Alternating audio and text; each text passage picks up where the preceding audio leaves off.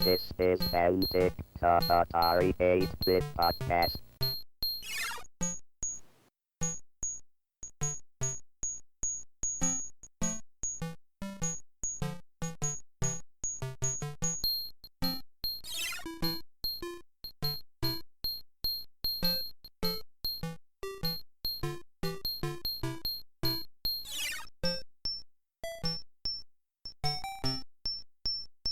Hi, I'm Kevin Savitz, and this is an interview episode of Antic, the Atari 8-bit podcast. Ihor Wolosenko was co-founder of Synapse Software, the company that brought us SynFile and SynCalc and an amazing list of games, including Blue Max, Zeppelin, Ford Apocalypse, Alley Cat, Shamus, and Nautilus, and Rainbow Walker, and Protector 2, and even others. I interviewed Ihor on December 23rd, 2014 over Skype. Ihor sent me some scans of Synapse advertisement and box art and flyers and even a company Christmas card. I've uploaded all those to archive.org, and you'll find a link to that in the show notes at ataripodcast.com. Enjoy this interview with Ihor Wolosenko. So how are you? I am great. I'm fantastic, thank you. That's good. How about you? Oh, good. I've been reading up about myself since I have forgotten the past, and I thought it was important to sort of remember who I was then. Did you learn any lurid details about yourself that disgusted you? I did. Well, not so much that disgusted me, although I anticipated that. But it was the hype was quite impressive. That's all I can say. So how is it that you bring? Well, you're going to do the interview. Well, sorry, but I was just interested in why you have this interest in sort of revivifying the past and creating this chronicle. I don't think I never kind of fell out of love with the Atari 8-bit computers. It's not like, oh, this is thing from my past, and oh, isn't this interesting again? It literally, I've like always had one. Yeah. And you still have one? I've got three on the desk behind me. 800s with 64. I have an 800, an 800 XL, and I think there's an Atari 400 around somewhere too. I think the XL went up to 128, didn't it? Yes, the XE. Massive memory capacity. Right. Yeah. You're never going to need that much memory. Never. Yeah. So, and so it's me and a couple of the guys do this podcast, and it's kind of like an online monthly retro computing meeting. We just talk about what we've been doing, and then my kind of favorite part is doing these interviews where I find people from back in the day and get their take on what it was like to be there in the trenches, making software or developing operating systems or whatever it was. Yeah, absolutely. So, I can see that. Yeah. First of all, pronounce your name for me so I do it right. Sure. Ihor Wolosenko. Mm-hmm. Wolosenko. Okay. All right. And you were co-founder of Synapse Software. That's correct. Okay. Tell me how that happened. How do you go from not owning a software publishing company to having a publishing company? Well, it was as in most things, it's a matter of being in the right place at the right time and having a particular need that isn't being satisfied. Or multi dimensions of needs that aren't being satisfied. That was the time when coin-op was ascendant, and Atari coin-op was the big gorilla. The graphics that were possible on those dedicated machines were so much better than what was possible on the Apple, and especially on the Apple and some of the earlier systems. Even than that, certainly the PET and the other early computers didn't have anything. They hooked up to TVs with 40 line scans and all that kind of stuff. Everything going through NTSC and at any rate, so. One of the things was I was really into going out and pumping lots of quarters into Galaxian and earlier things than that, and so So there was I think it probably, if you look at it a bit more fundamentally, it's kind of a real hunger for interactivity. It's the first time that we were able to, and I think, the real compelling part of video games was that there was something all of a sudden that was interactive and challenging, surprising, all of those kinds of things, both in the text world with Adventure and Zork. And I mean, the first time I remember that I sat down to play Adventure, to have something that, had a parser and could, depending on what you were doing, what you wanted to do, send you into an imaginary realm and be interactive was really great. The other thing was that at that time I was doing a lot of hypnosis sort of hosting hypnosis workshops and neurolinguistic programming, all this kind of stuff that I was into. And I needed something that I could use for a database and be able to keep in contact with people, have a mailing list, announcements, that kind of stuff. So the convergence of those two kinds of things, were what sort of got me interested. It's funny. Before that, I used to be a photographer back in the day in Boston. And I had a big commercial studio, and I did a lot of work for DEC and digital and all that kind of stuff. And it's interesting because for me, computers, minis, particularly at that point, were just objects to be photographed. And I remember that when I came to Berkeley and started discovering what computers were capable of. It was interesting. A third sort of thread that ran through that was I was interested in Tibetan Buddhism and was studying that at the time, and I was interested in how the traditions from other cultures are able to be transmitted into cultures that don't have the same sort of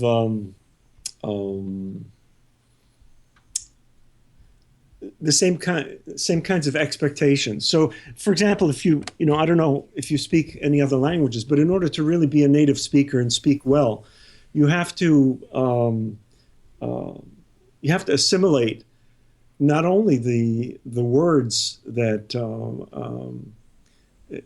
of the other language, but all of the attitudes, the emotional connotations, the discriminations in the particular things that those languages specialize in because of whatever their historical background was. So I thought the computer was a way of formally modeling languages and extracting the active elements from how languages work, the kind of Chomsky-like kinds of things. What were, what the assumptions were, how the syntax of the languages worked, and so how do you take that Tibetan particular kind of understanding and assimilate it through a language that doesn't have the correct environment for it to be understood, that it's automatically a translation into the things you're familiar with. So anyway, I thought computer languages would be a good way of doing it. So those were the sort of three threads that brought me to computers. Okay. A long-winded kind of thing. Sorry about that. But so how do you get from Tibetan stuff and neurolinguistic programming to Shamus and Protector 2? Well, it's you step up to what's necessary, and I have the first thing was File Manager, right? So that was the first thing that Synapse did, and seeing how successful that was because of the hunger that was out there for software to run on the new toys that were being produced. So SynFile, was that what we're talking about at this point? Actually, it was called File Manager before it was SynFile, right? Okay. It was the first iteration. So, seeing how that was enthusiastically embraced. And So that was something that it seems like you created as a tool for yourself because you that's for your mailing Ken, lists. Ken and I, yeah, created that initially. And then, we had enough sense to understand that a company really couldn't work on the basis of a single product, that that would burn through rather quickly. So I had been a member of the Atari users group in San Francisco, and had met several people. Ultimately my partner, Ken, and I met another programmer called Rob Ray, and he had a game called Dodge Racer that he had been developing. And so I began to approach some other people in kind of inventing what it meant to be a publisher in that kind of early phase. I was making contacts on the basis of File Manager of people who wanted product. And then Mike Potter, I met him, and he had written the what was ultimately Protector, and he was working with Crystalware, and he wasn't happy, et cetera, et cetera. And so anyway, so kind of redesigned that a little bit, worked on Dodge Racer with Ray, and then then the snowball started growing. And the slope of the mountain increased precipitously. So there were many different products. I just had I enjoyed games. So I had ideas for what kind of game action I would like to see, what kind of challenges I would like to see. I had, particularly, they were just dynamic puzzles that interested me. So started designing other games, Chicken and I forgot what else was in that early batch. I think Nautilus, and certainly inspired by many of the things that I saw around me in coin-op, and thought were interesting exercises, and ultimately thinking about what it was about the games that was so compelling. I mean, what was the addictive quality? Was that something that was interesting, or that you could exploit, or that it was ultimately satisfying? Interested in the reactions. I mean, so much of the time when you finished playing, these very sort of jerky games, the feeling wasn't one of calm and boy, that was a great time. It was like, boy, I'm really frustrated now, and especially in games that were, very kind of repetitive, in the sense that you had to go through the same environment. Prince of Persia comes to mind as one of those kinds of things, that you have to get this whole ritual of actions that have to be repeated precisely in order to get to the next level, et cetera, et cetera. Anyway, here we go again. So did you do programming at all, or you were like the idea guy and business person and other people did the programming? I did programming as well. I mean, File Manager, for example, I did the look of it, the structure of structure in terms of what functionality offered. I did some assembler programming for sorts and this kind of stuff. But it was fascinating, but it wasn't my first love. Right. The first love was much more of a creative kind of thing of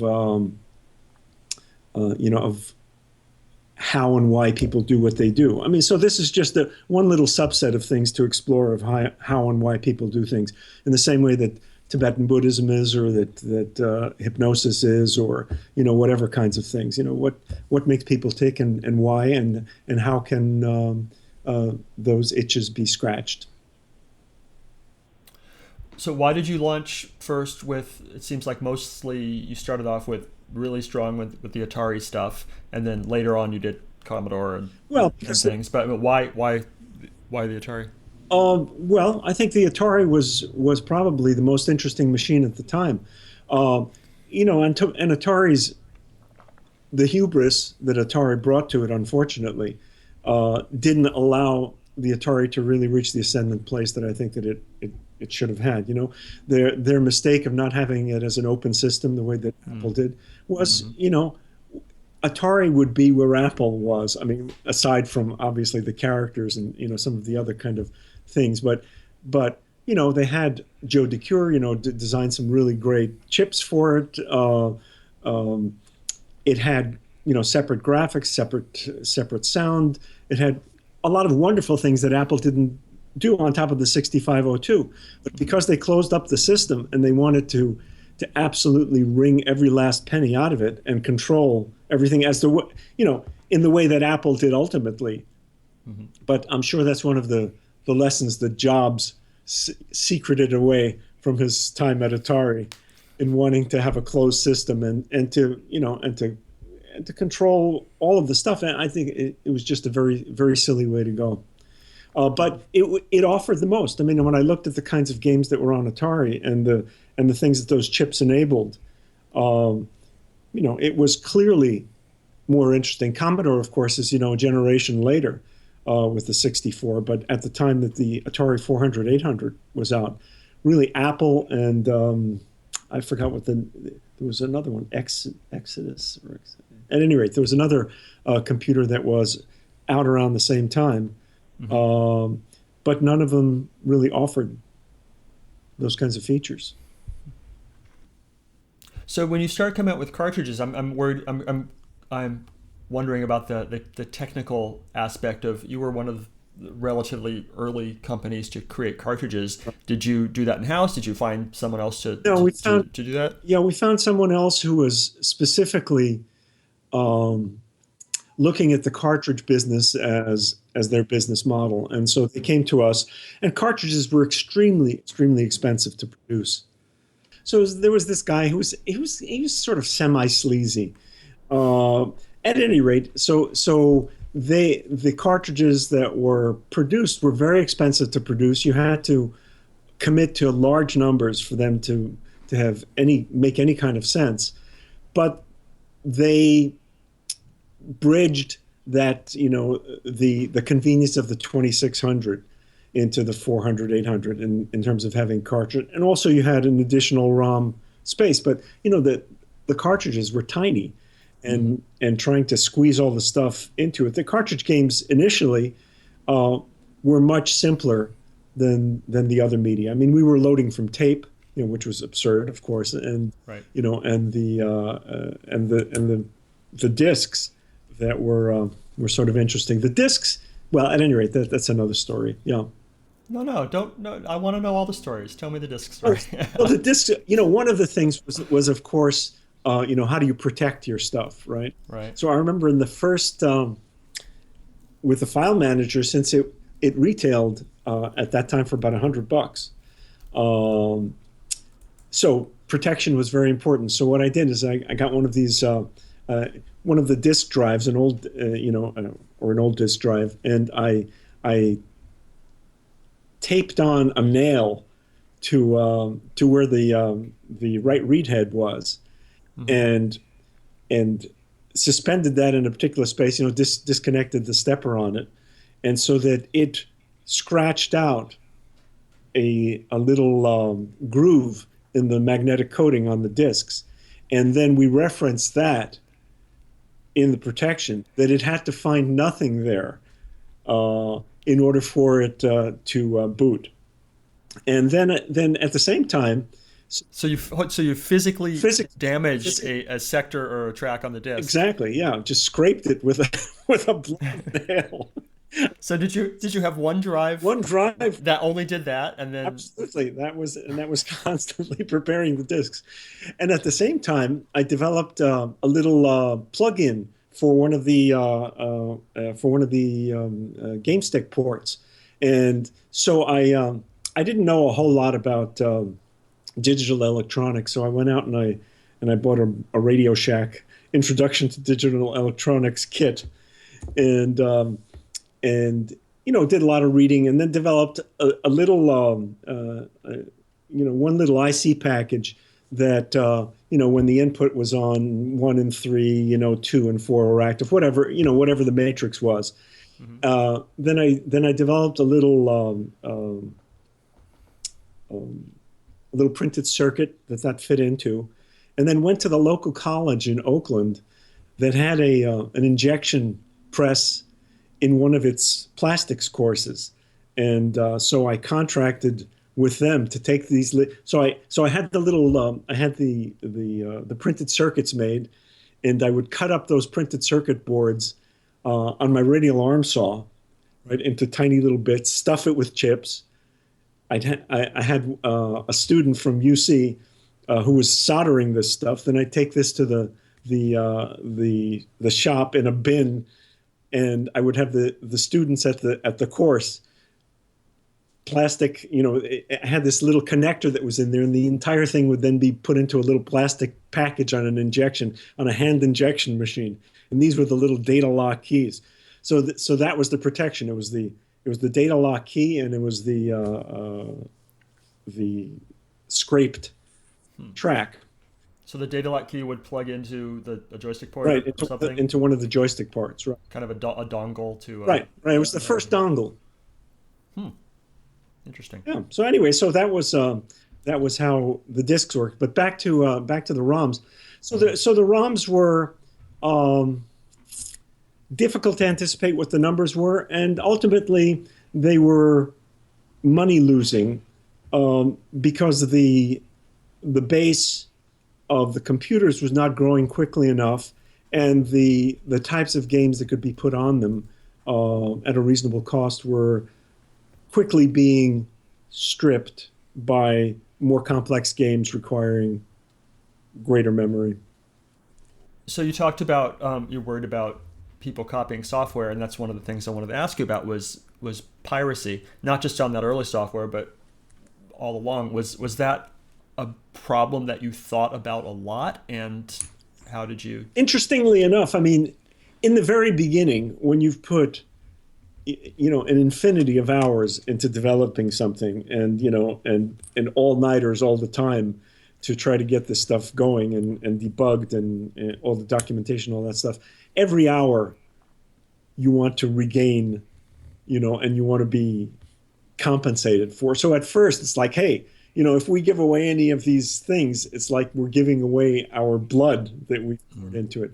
But after a while, after you've sold a couple of thousand of them, you become more sanguine about the entire thing, right? And it's like, as far as I was concerned, the people who are going to buy it were going to buy it. The people who are going to steal it were going to steal it. And to the extent that those who stole it liked what they saw, they would buy the next stuff, or maybe they would buy the next stuff. Let's say a small percentage would still be ahead of the game. If a lot of people stole it, so be it.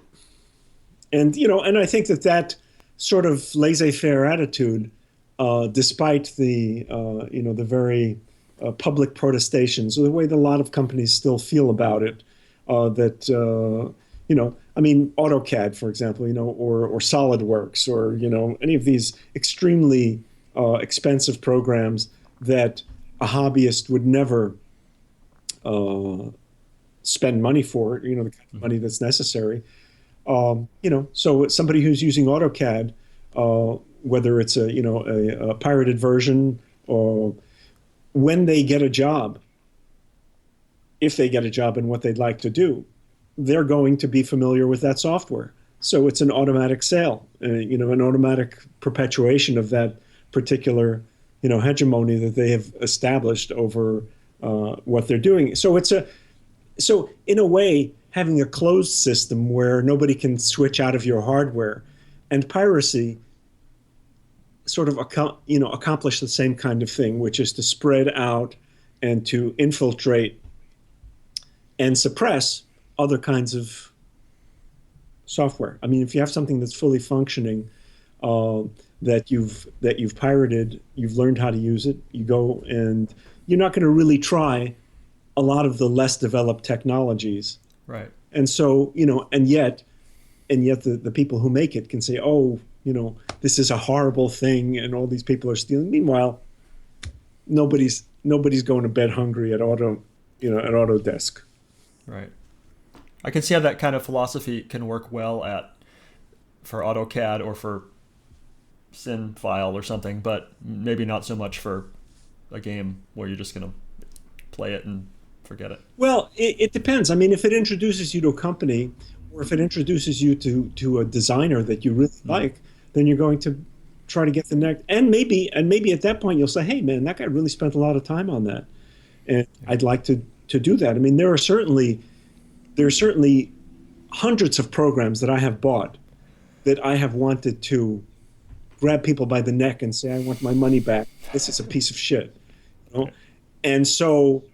And there have been, many programs that I've bought where I say, "Wow, this guy really deserves every penny that he makes." Same thing with literature, Sure, absolutely, anything. So in a sense, you're in the powerless position, right? One is always cast as the consumer, right? Not as, when the news talks about all of the consumers, not all of the citizens, not all of the, this, whatever it is, consumer is this sort of this lowliest SKU of who you are. Right. That's what you exist for. That's your functionality. And so, so that kind of,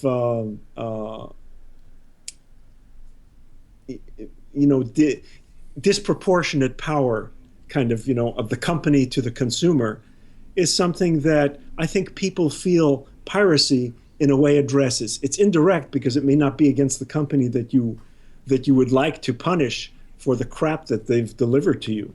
But it's a way of gaining some power back from everything that's pushed onto you.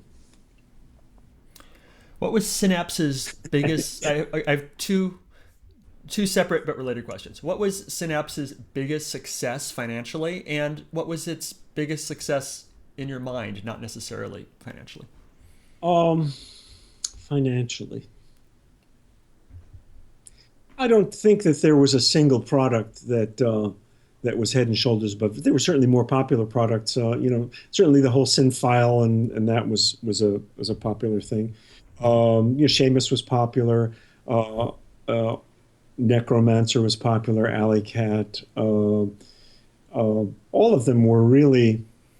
I mean, there were some that didn't really shine, but typically we had a pretty good response to most of the stuff that was out there, and there was a large variety of games. I think, one of the most interesting projects was what ultimately we couldn't really follow through with, and that was the electronic novel, kind of cycle that I thought was challenging and interesting from a lot of different perspectives. How do you create a game that doesn't interfere with the suspension of disbelief? What kind of structure do you develop for something that doesn't have a narrative arc that's very specific? What kind of people are the most appropriate to develop that kind of a world? And working with the various people and with poets and playwrights and novelists, inspired kinds of things was interesting. It was interesting in the kinds of challenges that the parser was needed to address in order to make the game seamless. How all of that kind of stuff. In terms of immersion. I mean, how do you create a parallel experience to the immersion of a movie or the immersion of a play? And I think that it's still at a very primitive level, in that Twitch and the kind of if you have a palette of all you can create in people really is frustration, anger, and those kinds of things, I don't think you've really been successful in exploring the entire experiential continuum that we're capable of. Right. So, and when I see that, when I see a first-person shooter, that's one kind of thing. RTS is interesting in another way because it does have more sort of not only tactical but longer range kinds of things, puzzle games or something else. But the complete experience of of merging into a character and then engaging the world through the eyes of that character, being changed by the world, all that kind of stuff. Simply, I haven't really seen. I mean, is it something that? Am I wrong? Are there things that? Are there dimensions of love, caring, compassion, all of these kinds of things that that you felt out of your game playing? Not in games of old. I mean, I don't play a lot of modern games, Right. personally, but I mean, I understand that some of the story arcs in some of the big blockbuster games are, the kind of things that can make people really care about the characters. And you remind me of there was an old ad for, maybe it was Electronic Arts. It was like, can a computer make you cry? No, that was remember that ad? That was ours. Was it? Yes. Oh, that was an excellent ad, because I remembered it, but just not that it was for you guys. I'm sorry. Wow. That's quite all right. Well, yeah, that's okay. Well, that's what you reminded me of, I guess. Yeah, so that's right. so my greatest success, or Synapse's greatest success, was that one of the reasons that Synapse went the way of the dodo is really because of Atari. Atari's I mean specifically because of Atari and the Tramielized Atari and all of the money that they owed us and all of that kind of stuff. But I think ultimately that when we stopped was the ascent of Nintendo and Sega and all the rest of the stuff, and people just went to those machines that had better graphics. They were basically coin-op games that were then available, not only that, but coin-op plus that were available to people, which NTSC connections to TVs just weren't able to deliver. And so, yeah. All right, so since you mentioned it, let's jump to the end. The kind of lore, or at least what Wikipedia says, is that Jack Tramiel took over at Atari and he refused to pay for some 40,000 units of software that you had already shipped, and that kind of led to the beginning of the end. That's correct. That's exactly what happened. And Ken went in. It was the transfer of ownership was going on while we were delivering the last of it was a SynFile, I think. There was a spreadsheet program. There was a stock market program. Anyway, so we developed all these units. We packaged them. I mean, we did all of the packaging on them. We delivered them as completed products to them. So 40,000 units of this stuff, or however many there were. So it was significant dollars. It was I don't know, $1.5 million, something like that, of product that they didn't pay us for, but we had all the expenses out for already, since we hadn't had to pay our vendors for all of that stuff. So Ken went in and he talked to the Sam Tramiel, Jack Tramiel's son, and he said something like he took the contract and he showed it to Ken. He said, I've always wanted to do this. And he rips up the contract in front of him. He says, this contract isn't worth the paper it's printed on. And so Ken was somewhat surprised and disappointed in the reaction. But he said, you guys, I deal with companies like you every time. I do this to everybody. So, don't feel like it's about you. And for 10 companies, every 10 companies I do this for, one has the resources to come after me. Mm-hmm. So good luck. He's just an all-around a-hole. It wasn't specific to No. I mean, so there was a feeling of being inclusive, which was very nice and warmed our that we were part of a larger population of people. Right. Anyway, so hey, he got I mean, Tramiel was his whole history was in basically.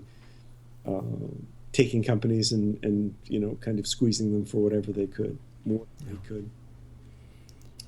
So that happened, and then how did did Broderbund come a calling, or did you go to them? Oh well, we had been actually talking to Broderbund in that year about doing some kind of merger. I was really good friends and still am with Gary, Carlston, and Doug, and so we'd been talking about it, and they thought that the Atari market was certainly not going to increase very much. Apple was what they really made their money on, obviously. But they thought that we had a good resource of programmers because we did, most of our stuff internally. They liked the electronic novels. And, so basically they got the company for virtually nothing. The only thing that we retained out of that was our suit against Atari. Lucky you. Well, I mean, that was part of me. We had spent that money, and Yeah. and ultimately we prevailed in that, and we were paid. This was after much foot dragging, and I mean perhaps someday I'll describe to you the depositions and the other nonsense that we went through in order to get it. So so it was going and going and going, and they weren't going to pay us, and they weren't going to pay us, and then 2 days before the trial, lo and behold, a settlement. Because the depositions, I mean, their depositions clearly showed, that the stuff was taken and never paid for. Right. So you sold the company for a song, but ultimately you got paid what you're owed from Atari. Right. And that must have been some consolation then. Well, it certainly was, but it wasn't like we sold the company. I mean, the company really wasn't worth anything at that point. I mean, we wanted to keep the programmers working, and we wanted to keep the structure of Synapse for the people who were there viable, so that it wasn't shut down. People didn't lose their jobs, and Broderbund felt like they could capitalize on what we had produced, and they had better distribution in a lot of ways, and this was text adventures were still a possibility at that time. Were your programmers freelancer, like royalty paid freelancers, or were they employees? Oh, a combination of both. For the people who were working in-house, for the most part, we had draws against royalties so that they could survive and live. And I mean,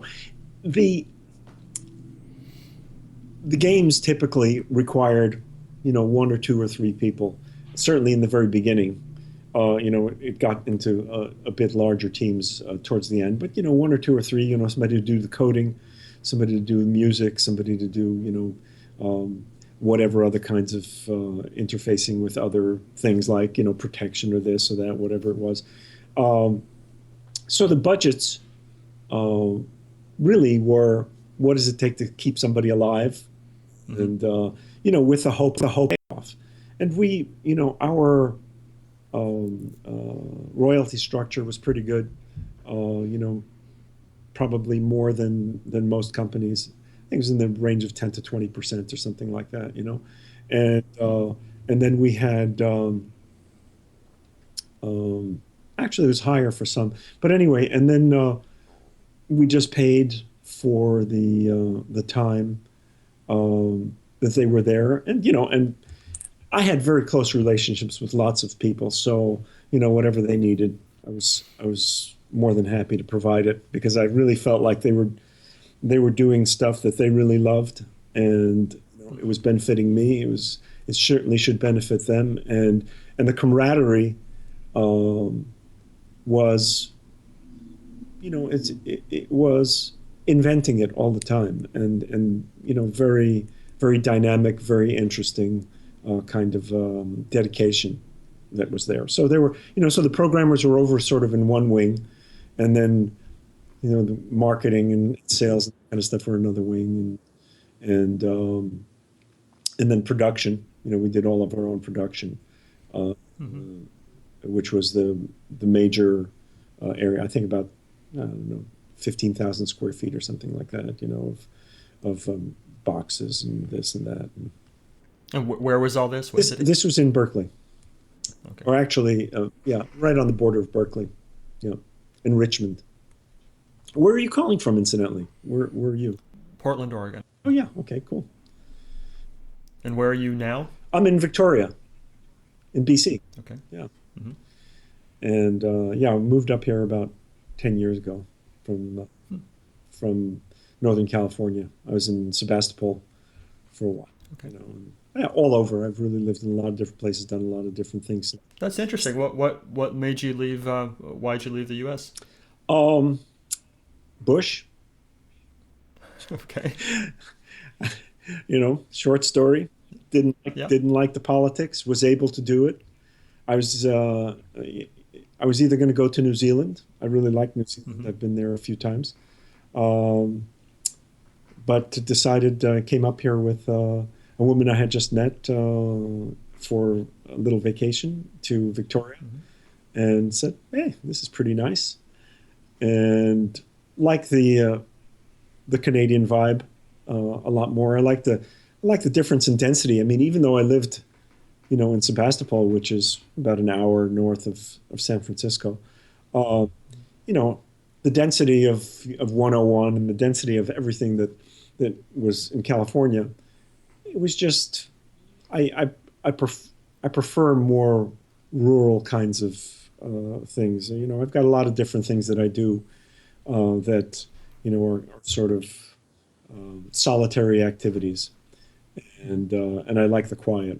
You know, the one of the most important things for me in where I live is just how quiet it is. So what do you do now? Well, I'm doing a lot of songwriting and singing and that kind of stuff. I build guitars, Well, acoustic guitars, and stuff like that. And no, really, keep really active in terms of just all kinds of interests. I like CNC stuff, and so I've been doing lots of CNC sculptural kinds of things as well. Um, and I got two dogs that I really enjoy spending time with, and my wife, and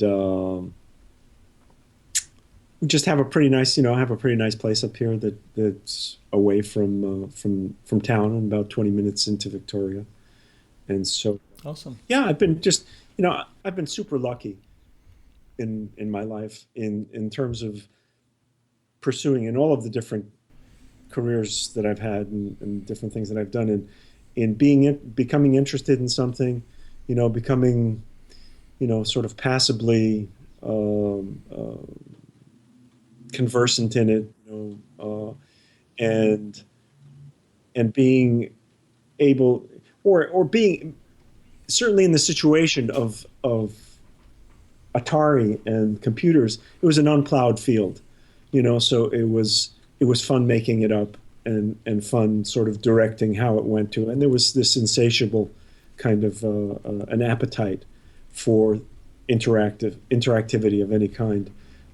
In other things that I've done, it's just right place at the right time, becoming good enough that people were interested in what you were doing, and so I've been able to follow my interests my entire life. Awesome. Yeah. Do you still have an Atari? No, I don't think I do anymore. No. Do you have anything from the Synapse days? I don't know. I have much memorabilia from the Synapse days, and in fact, I'm trying to remember. I was in contact with a guy last year. I scanned a lot of game boxes and catalogs and original kind of memorabilia and sent those to them. I have those scans if you might be interested in them. And I would absolutely be interested. yeah. Yeah. And if you have any, part of what I do besides the interviews is I try to find material that maybe hasn't been available in the world before. Source code, design documents, anything like that. I'm going to show you something that is relevant to you. I interviewed Gray Chang. Sure, I remember Gray. Not too long ago. Yeah, Claim jumper. Yes. Yeah, this is the notebook where he he built. I mean, this is the notebook where he took all the notes for creating Claim Jumper. It's filled with flowcharts and code and just graphics that he did in graph paper, just like 100 pages of it. Right. And he lent it to me, and I scanned the whole thing at 600 DPI, and it's going up on archive.org. So if anyone who cares about Atari wants to find out how this game was designed from front to back, top to bottom, it's here. Fantastic. Yeah. And I've got to mention, that all of the guys that I worked with were, super talented. Steve Hales is just, he's just such a sweetheart of a guy, and very talented, and right from the very beginning when Mike Potter introduced me to him, we had a really nice rapport. I mean, all of the guys, Steve Coleman and his brother, he did, what was it?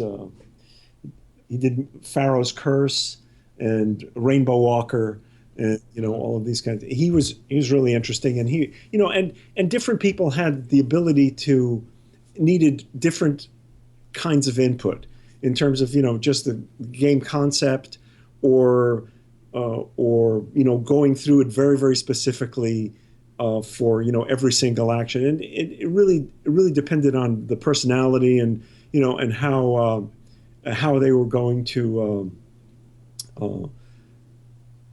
execute on their own vision, or whether they needed a lot of help with it, or whether it was my vision. I really felt like I didn't really want it to go in a different place, or whatever it was. But I mean, there were extremely talented people. A lot of people from UC Berkeley. Russ, who did Picnic Paranoia, was really incredible. William/Catherine Mataga, incredible genius of a programmer. I mean, really just amazing. I mean, I could just go on and on. There were particular people that I developed personal relationships with that were more, that were deeper than others. But I was just really impressed by the involvement and the dedication of all these people in what they were, true artists, in a as yet unexplored medium.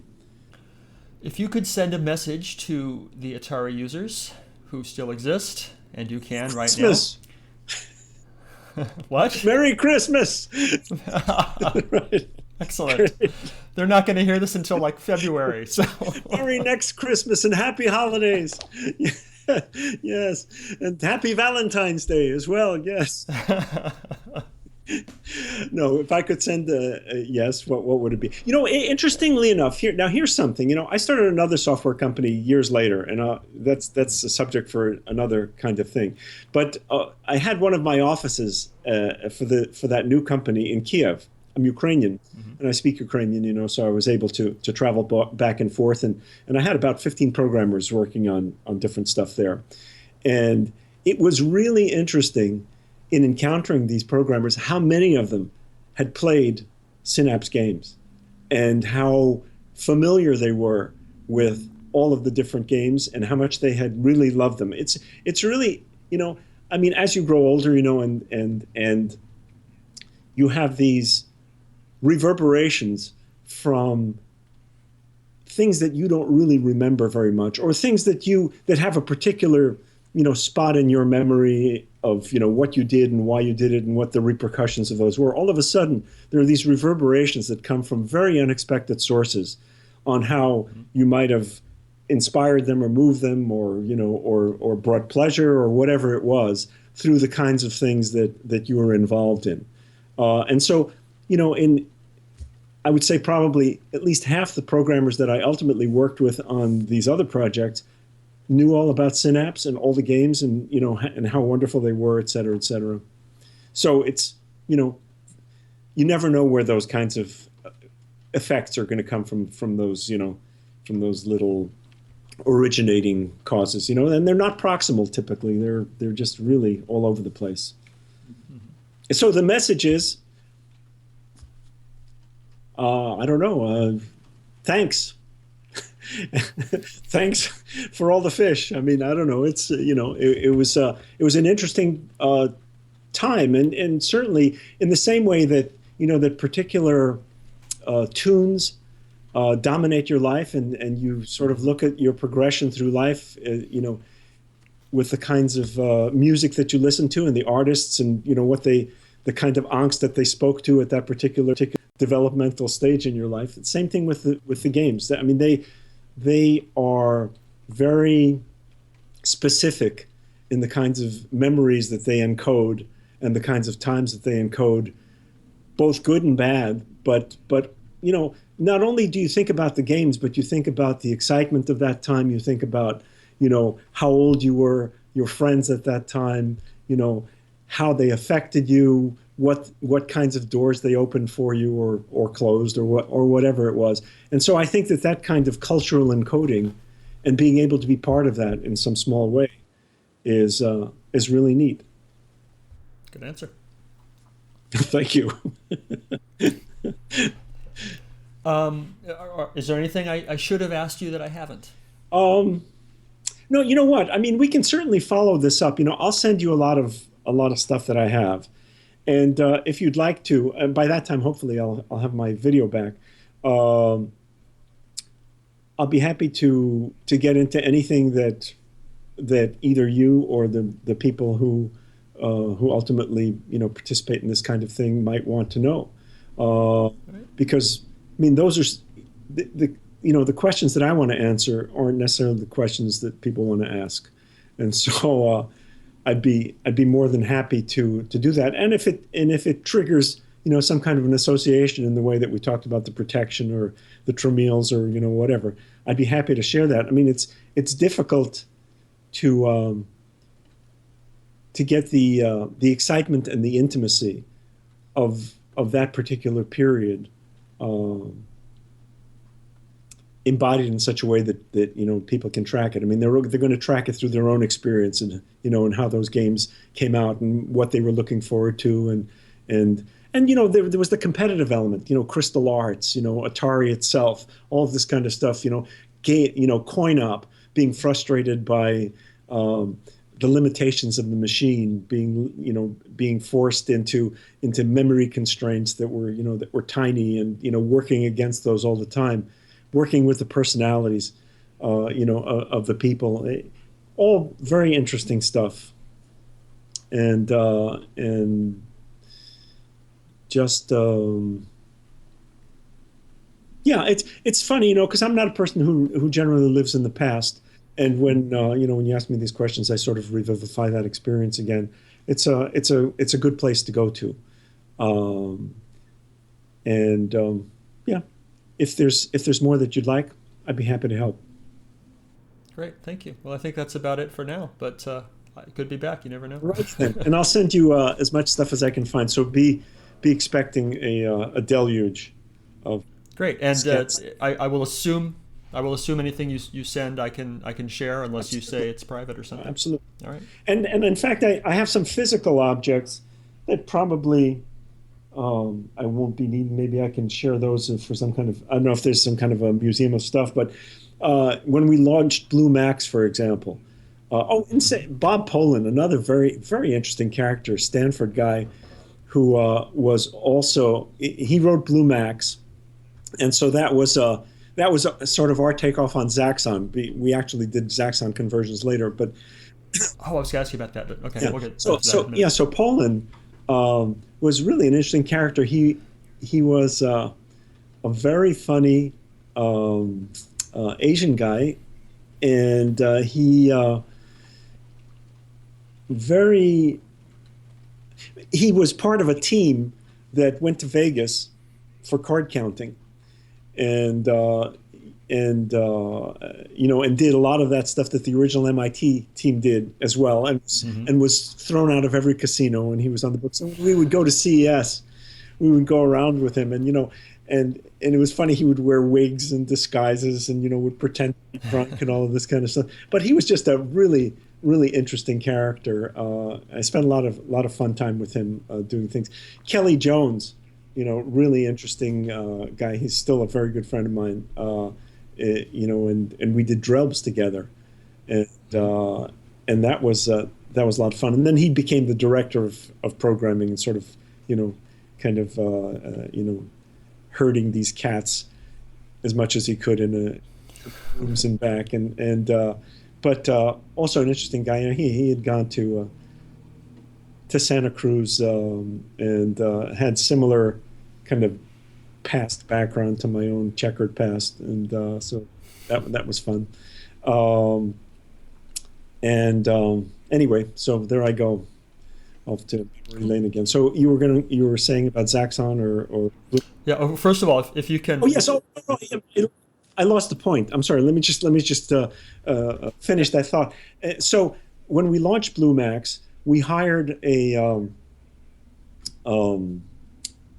aerobatics pilot and a plane in I think it was in Sonoma County, and we brought the press up there, and so we had this aerobatics pilot in a open cockpit biplane fly over and drop socks full of flour onto targets, and everybody got to go up and stuff like that. And we have one of these, and I have one of these scarves from that event, So it was anyway. So I have some of this kind of memorabilia and trivia, and if you can suggest maybe a place that might enjoy it.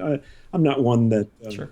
that really holds on to these things. And Sure. There's a couple of computer museums that I'm sure would love that stuff. I can help you find them. sure. So you were saying. So yeah, BlueMax was a great game, and I didn't honestly never thought that it was your take on Zaxxon. Although now that you've said it, I see. Well, it was a scroller. It was Right. 2.5D. with kind of that that that 2.5D isomorphic. scroller, yeah. And I thought it was a more. I mean, it wasn't coin-op, so there was more stuff you could develop into it. Yeah. Right. So you guys developed the Commodore version of Zaxxon. That's right. But the Atari version was done by Datasoft. That's right. And I was wondering if there's what drama on that was. No, I was in really good terms with the guy from Datasoft. I think his name was Pat Ketchum, and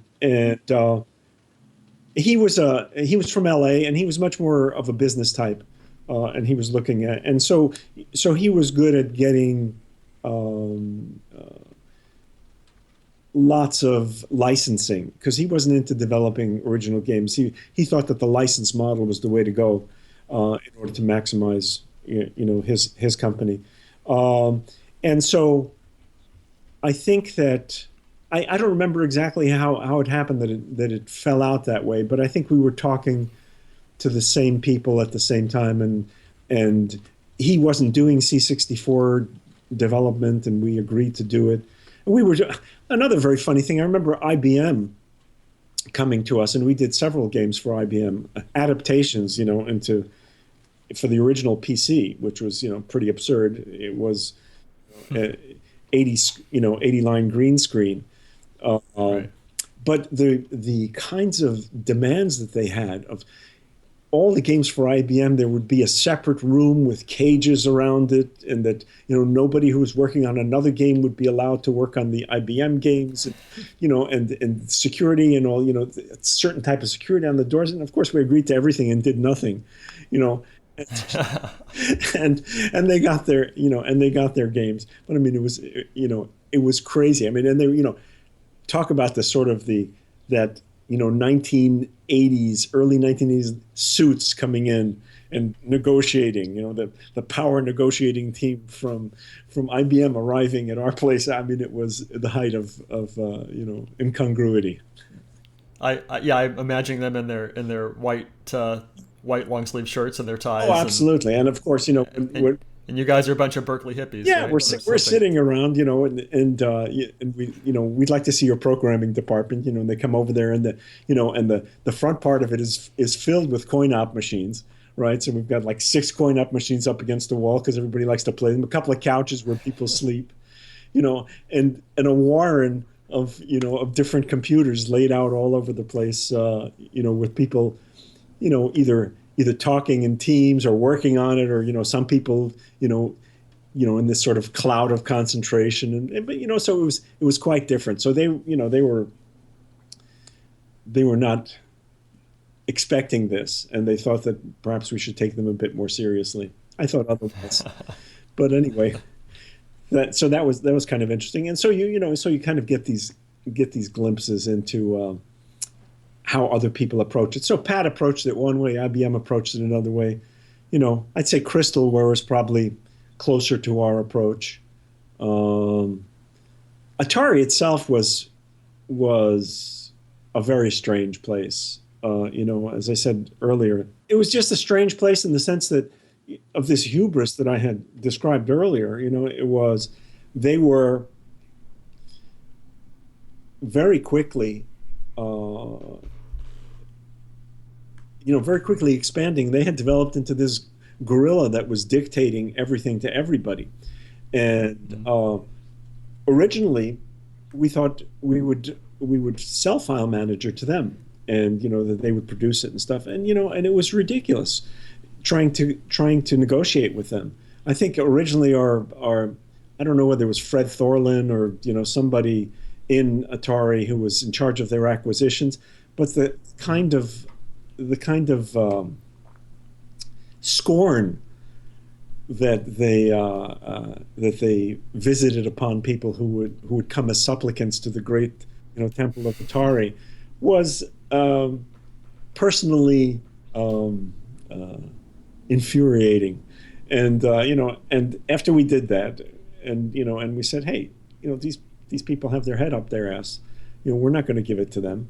And so we said, okay, we're just going to do our own company, and that's going to be the end of it. And so in a sense, I thank that hubris for launching Synapse initially. But everything about it. I had friends who were in production. Jerry, I forgot his last name, who was the head of production over at Atari, and some other people that I knew there that I thought were decent people. But it was one of these kinds of things. Their success went to their head, and they just never treated people as having. I mean, it was for them, and the background that they had come out of. It was a zero-sum game, and everybody else was going to get zero, as far as they were concerned. And and the sort of the gestures that they made towards the acquisition program, and I know Gray came out of that API. I mean, and so did I'm trying to remember. Caverns of Mars. No,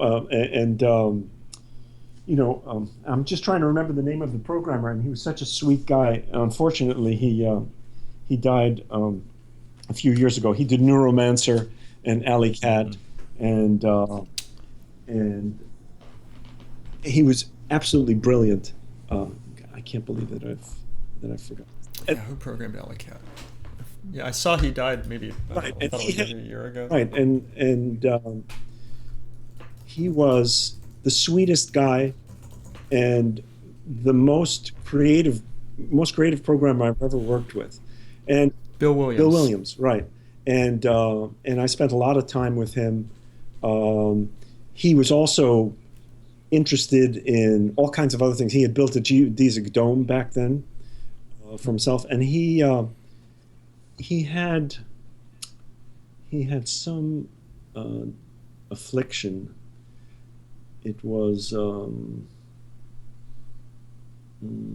multiple sclerosis, I think, in that he had to have massages all the time every morning to clear his lungs, and his wife was sort of this angel of mercy. I mean, very, very nice woman, and he was wonderful. He was very young, but he had a great imagination and fantastic programming skills.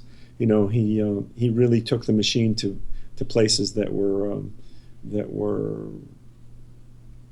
revelations.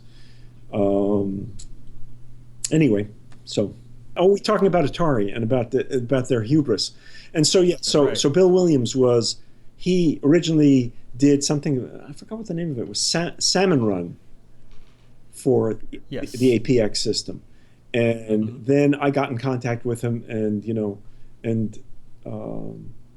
convinced him that his future lay brightly with Synapse rather than with Atari, and he agreed. He didn't have great experiences with that whole system. But that was sort of their tip of the hat to, we embrace programmers coming to us and we'd like to develop them. And basically, it was just like, bring us whatever's ready, and and we'll turn it out. But it wasn't, their coin-op part, drove the other parts, and there were some very creative people in the coin-op part, so it was sort of a many-headed beast, with a lot of people making a lot of money and making very bad decisions because of that, all with this central theme of exclusivity, control of the system. This is the way that we're going to do it. And it was a market that wasn't ready for this kind of siloing that they were trying to do. And it's really too bad, because Apple would really have taken a big hit had they been open. And all of the Jobs bullshit wouldn't have made that big a difference, but that's another story about Jobs. Yeah. Well, on that note, yes, there's actually, if you're interested in other kinds of things, I was really close friends with a lot of the people at Broderbund, and with Will, who founded Maxis, and then my sister then became a designer, and she was a co-designer on The Sims at Maxis and all the rest of the stuff. So the story continues, and perhaps on another day we can get into some of that interesting kind of stuff, that rate on Bungling Bay, and then the sort of progression out from there to Maxis and all of the different Sim products and the involvement with that stuff. Excellent. All right, man. Hey, it's really wonderful talking to you. I appreciate your time. Thank you so much. All right, bye-bye.